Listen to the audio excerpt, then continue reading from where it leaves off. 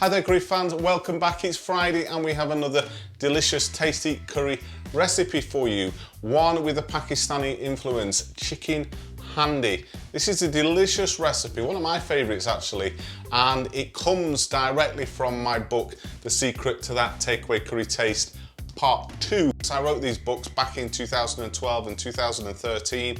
Part 1 first, which is like an insider sort of expose of how British Indian restaurant curries are put together, the base gravy, all the preparations, inside know-how, all in that book, plus loads of great curry recipes. And then we followed it up with Part 2, which was a collaboration, included AD Payne. Many of you who follow me will know AD. AD ran both Curried Away and Fusion Restaurant in Alford in Lincolnshire, and we put a load of his recipes in this book along with my own. Whether it's in ebook form or physical form, they have video links inside them, which means basically all the recipes in these books, and there are tons of recipes, curry recipes in here, they have a corresponding video which you normally wouldn't find on YouTube because it's a private link, because it's part of this book. What we're sharing with you today is one of the links. I'm making that public for you so you can view one of the recipes that we cover in this book, which is chicken handi. So I hope you enjoy this recipe. It really is amazing, really tasty, one of my favourite anyway. So without any further ado, over to the recipe.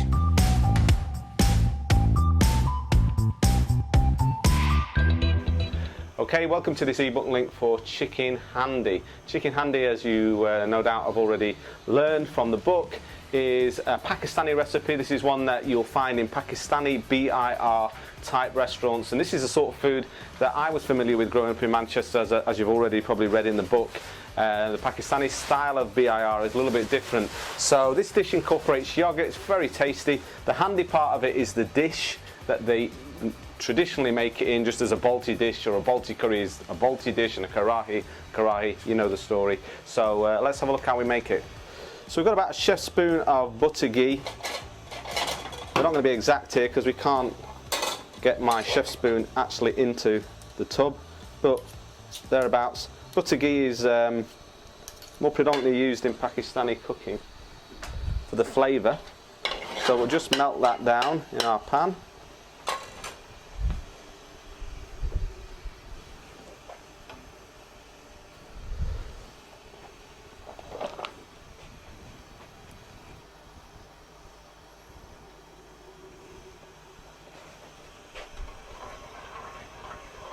Just a little tip about butter ghee: when you're cooking with it, don't burn it, because it will taste horrible if you do.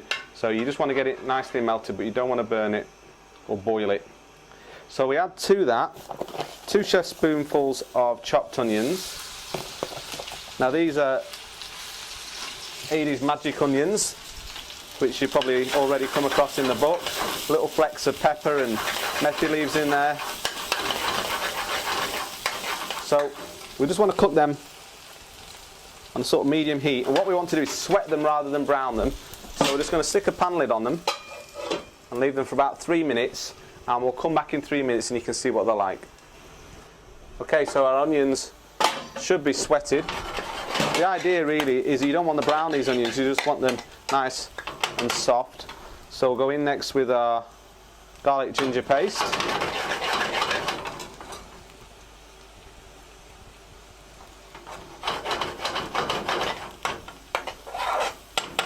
Fry that off.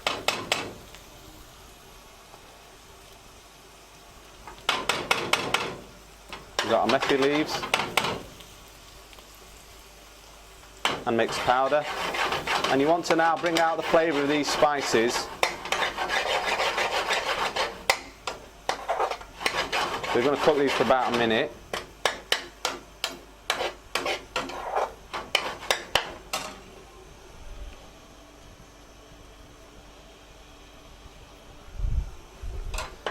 Try and get used to using your nose, and you'll smell those spices starting to release those volatile oils. And you know that they're cooked. Okay, so we're going to go in with our green chilies. Just mix them in. And then 2 chef spoonfuls of fresh tomatoes. Nice ripe ones, always use ripe ones. The flavour is in the ripe tomatoes. Now we're going to cook this mixture just for about 1 to 2 minutes. We'll come back once we've sort of broke that down a bit. Okay, so our spices are nicely fried, the chilies, the tomatoes are broken down there. So we're going to add in our first ladle of base gravy. Now at this point you want to turn up the heat because we want to roast this base. We want to bring out all the sugars, we want to caramelise it, we want to thicken it up. So get the heat up there. In with our pre-cooked chicken.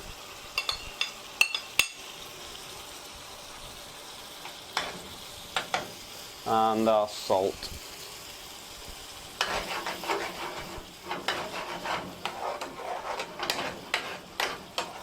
Always scrape off the residues that dry on the side of the pan. That's where all the flavour is. So we've got that on a nice vigorous heat. And when you start to see that reducing, and you'll see the oil start to float to the top as the water content leaves the base, that's when we add in our second ladle. So that'll just be in just a second.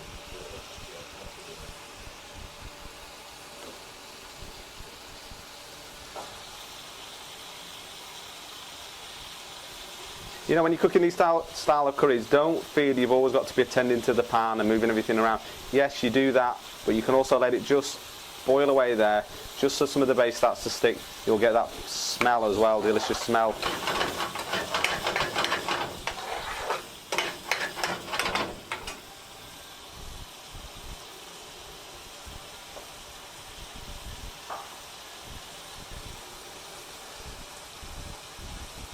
Okay, in with our second ladle now of base gravy. Mix that in. Now really we want to reduce this now considerably. So we'll come back to this. We're going to leave this on a medium to high heat for about 2 minutes. We'll come back to show you what it looks like once we've reduced it a bit more. Okay, so it's been a couple of minutes. Sauce is thickening up nicely. We've turned down the heat a little bit. And you'll notice, as I mentioned in the tips section on the book there, that you know that your base is sufficiently cooked and caramelised when it starts to look a bit glossy.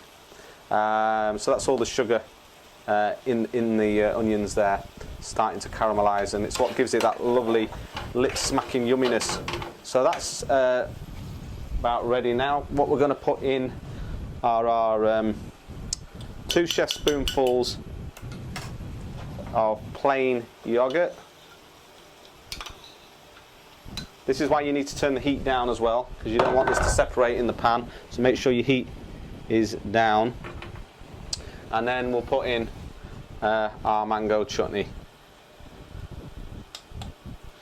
And as you already know from my first book, if you've read that, this is just a neat little trick for creating that sweet background element to your curry. So just mix this in.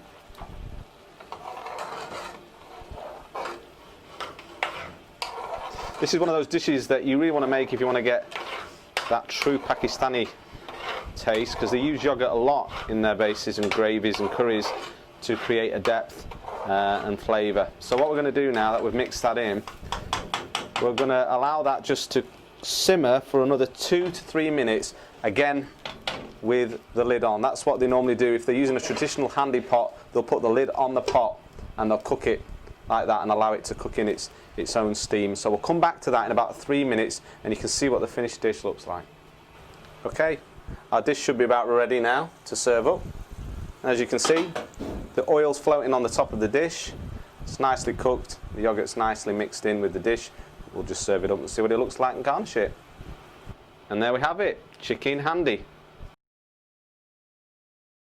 So what do you think, AD? In for number 2 taste. First taste was lovely.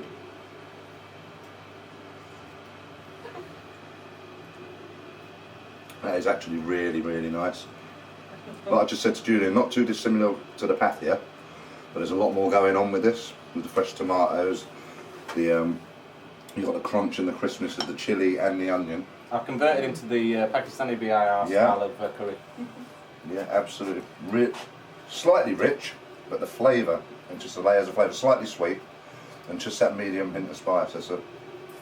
That's going on my menu. 10 out of 10, Julian. What you have to do now, you have to cook it yourself. So have a go at cooking that recipe for yourself, chicken handi. It really is delicious. As you saw in the video, Adi loved that curry, and it's not easy to impress Adi, I can tell you, but he absolutely loved it. So have a go at making it yourself. So we'll be back in the kitchen here in the Curry Man Shed next week, cooking up another curry for you. So tune in next Friday for that. Until then, have a great weekend.